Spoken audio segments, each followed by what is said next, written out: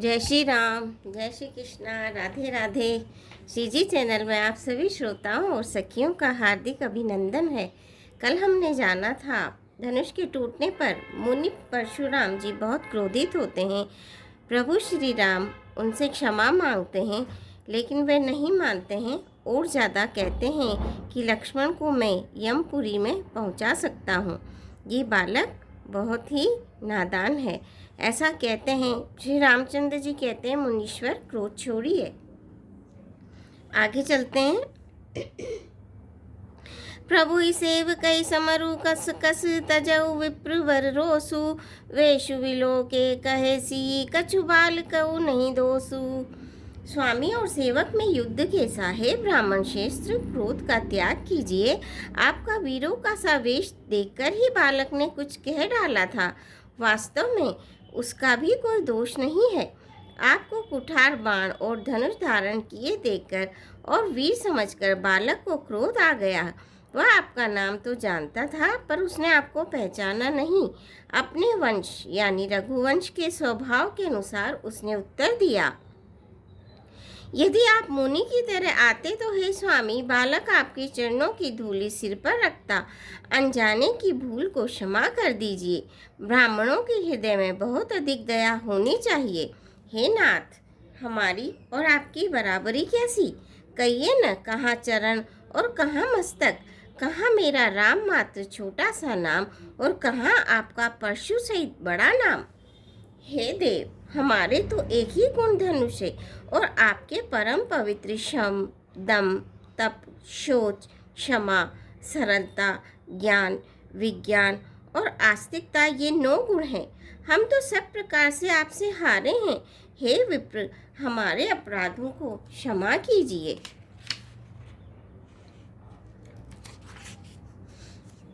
श्री रामचंद्र जी ने परशुराम जी को बार बार मुनि और विप्रवर कहा। तब भृगुपति परशुराम जी कुपित होकर अथवा क्रोध की हंसी हंसकर बोले, तू भी अपने भाई के समान ही टेढ़ा है। तू मुझे निरा ब्राह्मण ही समझता है। मैं जैसा विप्र हूँ तुझे सुनाता हूँ।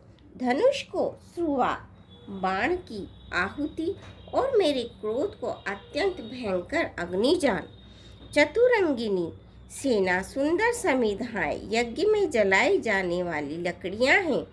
बड़े बड़े राजा उसमें आकर बलि के पशु हुए हैं, जिनको मैंने इसी फरसे से काट कर बलि दिया है। ऐसे करोड़ों जप युक्त रण यज्ञ मैंने किए हैं, अर्थात जैसे मंत्रोच्चारण पूर्वक स्वाहा शब्द के साथ आहुति दी जाती है, उसी प्रकार मैंने पुकार पुकार कर राजाओं की बलि दी है।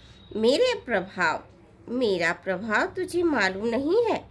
इसी से तू ब्राह्मण के धोखे मेरा निरादर करके बोल रहा है।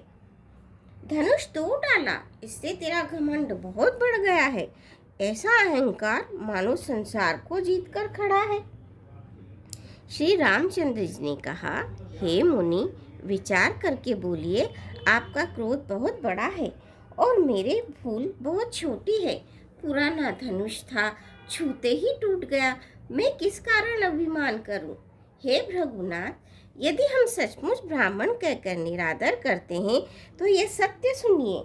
फिर संसार में ऐसा कौन योद्धा है जिसे हम डर के मारे मस्तक नवाएं? देवता, दैत्य, राजा या और बहुत से योद्धा, वे चाहे बल में हमारे बराबर हो, चाहे अधिक बलवान हो, यदि रण में हमें कोई भी ललकारे तो हम उससे सुखपूर्वक लड़ेंगे, चाहे काल ही क्यों न हो। क्षत्रिय का शरीर धरकर जो युद्ध में डर गया, उस नीच ने अपने कुल पर कलंक लगा दिया।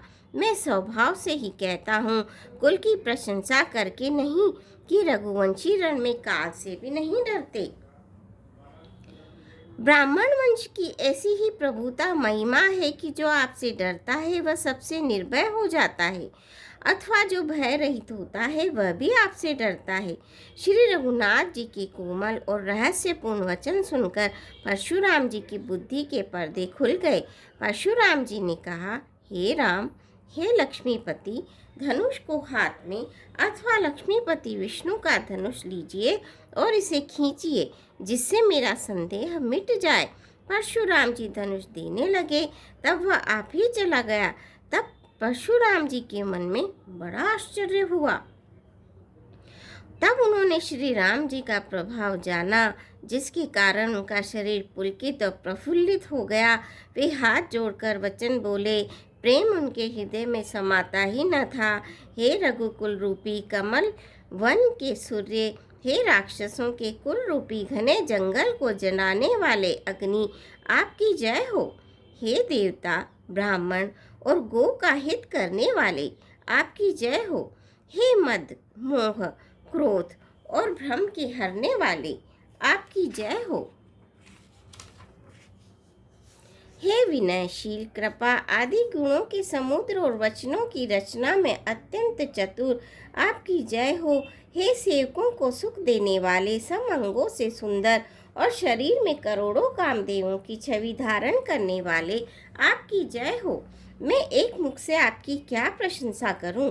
हे महादेव के मन रूपी मान सरोवर के हंस, आपकी जय हो। मैंने अनजान में आपको बहुत से अनुचित वचन कहे। हे क्षमा के मंदिर दोनों भाई, मुझे क्षमा कीजिए। हे रघुकुल के पताका स्वरूप श्री रामचंद्र जी, आपकी जय हो, जय हो, जय हो।